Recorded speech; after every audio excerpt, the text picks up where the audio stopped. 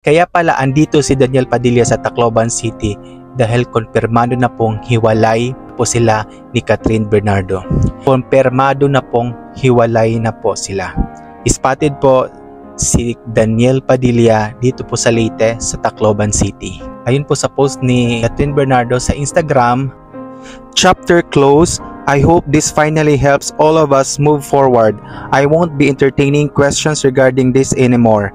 Thank you for understanding. At ni Daniel Padilla. 11 years, KD, pag-ibig. Sa mundo, buhay at sa limitadong oras na tayo ay nandito, isang malaking biyaya ang pagmamahal, ang mahalin ka at mahalin mo. Ang mga alaala natin ay laging kong baon sa aking puso at magiging liwanag sa mga madidilim kong araw.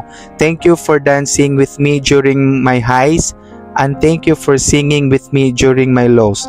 Our lives may drift away but our love will still ride that tide. Katniels, maraming salamat sa pagmamahal ninyo. Maraming salamat sa napakagandang pagsamahan natin. Hindi namin ipagpapalit at hindi makukumpara kahit anong pang gawin nila. Hindi nila pwedeng sirain yon. This is beyond show business. Pamilya kayo at mga kaibigan. Magiging mahirap pero kailangan natin yakapin ang kinabukasan. I pray for us to grow and heal. Bal, ang pagmamahal ko sa iyo ay walang hanggan at walang katapusan. Find each other in a world that's full of strangers.